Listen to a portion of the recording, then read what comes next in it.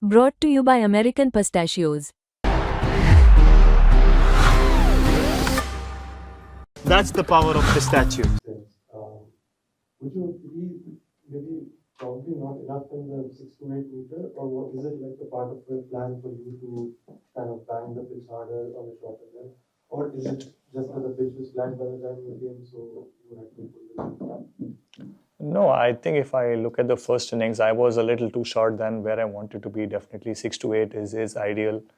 Yeah, that's what I would say. I think second innings it got slightly better, but because again the wicket was slightly slower, I had to pitch a few slightly behind 8 and then go slightly fuller when I'm trying to get a wicket. So yeah, I definitely did not bowl the lengths that I wanted to.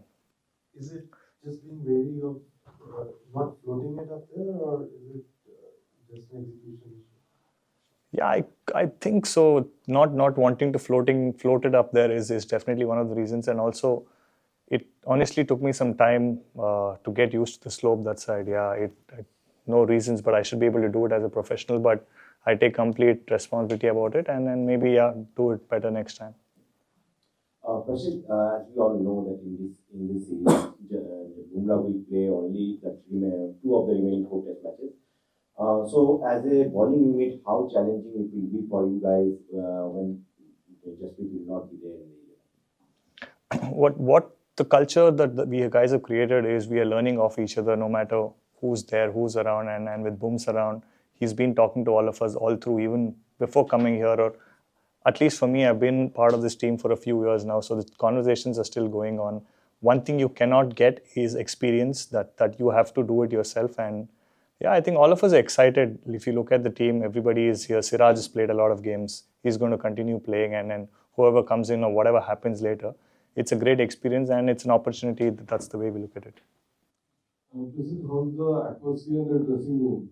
Because we saw that during the last session as well, we were there in the game, miracles could happen in cricket, but eventually the results didn't go in our favor. So what's going on in the dressing room? Or players reacting? Yeah, dressing room still nice and happy and very, very motivated. Like I said, we came here knowing what this opportunity meant for all of us, and even in the game today, we might have looked quiet at some stages, but I think we still had a plan. We wanted to do something, and we went about doing it, and we got 2 wickets in a cluster twice. So that still kept the motivation going. And then you know, as a bowling unit, when something's happening, we still ended up taking the new ball. They needed about 20 runs with the same hope of something's going to happen. So we are still there believing. We made sure till the last run is scored, we are still out there and making sure they work hard for it.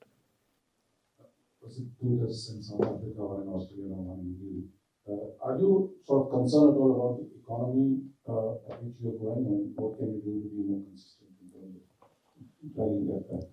Yeah, definitely. I had a few conversations with a few of them about what this game particularly went by. I definitely would want to bring that down to whatever best I can do, and yeah, I think I'm learning as well. It's well, I can't say anything. It's up to me. It's my responsibility to get better, and that's what I'm trying. That's what I'm working on, and I just want to make sure I put in the right kind of work and come back here and put up better numbers. Prasid, can you talk about Shubman's captaincy? You played under him in IPL also, now here in the first test. Can you talk about how he managed all of you? What were the communications? Can you talk about a bit about his captaincy? And then the second part is how frustrated you guys are. Means how much anger was there that you can't score the last 3-4 bad bowlers who went there but not able to score, and the other team scored a lot of runs as far as their last 7, 8, 9, 10. About Shubman, yeah, I think he did a pretty good job. All of us saw how he rotated the bowlers, made sure everybody had enough breaks, brought in people at the right kind of spells. He saw opportunities and brought in the right kind of bowlers. All of that was great, and knowing him, he's set a very good atmosphere around. He's been speaking to all of us. We always go in with a plan, and the communication is happening there. And what was the next question about? Yeah, as the lower order batsmen, we definitely are working on. If you look at our net sessions, we are putting in the work. I think it is about putting your mind in there as well, making sure you trust yourself, trust the skill that you have, and be there at the crease for a little longer, and then the numbers and the runs are going to show, and we are working towards it. There's a bit of follow-up on the economy. So when you go for a run season, so what's your thinking like? So do you feel that maybe if you few overs you have to sort of restrict and then the wicket might fall, or you continue to attack, or how do you achieve the balance between? Yeah, every time I come out to bowl, I'm definitely looking to bowl a maiden. I'm not really trying to give away boundaries or anything. The outfield was fast. The lines that I bowled was not perfect, to be honest, at most times, and they took me on. Some of them were edges. Some of them I tried bowling bouncers. I ended up giving runs. So I think somebody in the team had to do it. And if I sit back and say I want to look at my numbers, what my economy is, and not really look at the wickets, it got me a 4 and a 6, and then Jamie Smith got out. So if it means that I do that and get a wicket, I'm happy to do it. But definitely every time I come on to bowl, I am looking to keep the economy rate down and build the pressure up. You just mentioned about the slope and the challenge which you faced while adjusting from one part of the ground. So as an inexperienced bowler who hasn't played a lot of cricket in this part of the world, what is your fallback plan on? What do you do? Who are your support people in the dressing room? What kind of conversations did you have when you were kind of finding it difficult adjusting to the slope? If you could just talk about that, because every venue here will have different sort of challenges, conditions. So how do you plan on countering those challenges, and what were the discussions like when you were struggling with the slope? We did practice as soon as we came here. We did a bit of bowling on the square. We did bowl from that end and this end, and Mornay being here with us is actually giving us all the experience that he's gone through. He's played a lot of cricket in England, so that definitely helps. But what happens when you get to the actual pitch? Again, the ground, the surface is different, and then you have to adapt. And coming in to bowl the first spell, you're excited. You're trying to run in hard. The wind sometimes is on and off, so it's very important to understand what the pace of the run-up is. And I did have a chat with a couple of other guys as well, asking them what they did to, be at the right pace when they're running into bowl. So that's about it. I think the best that we can do is bowl on the square every time we get to a ground. Be a little more aware of what you can do, what way the wind is, and how balanced you can be at the point of delivery. The spell which you bowled from this end, where you probably troubled them more than you did in this match, were there any learnings which you took in that stride, because you looked in far better rhythm than you looked the entire game when you were bowling from this end? Yeah, I think it was something for me to take away. If the first innings went by, I bowled a lot. I think I bowled most of my bowling overs from that side. And coming here, knowing it's the other way down, it's downward slope, I did end up bowling a no ball. Booms was telling me about how you're actually overstepping, and the hardness of the ground just gives you more feedback. You're running faster and all of those things. So yeah, the discussions are definitely always happening in the team, and we are trying to do the best that we can.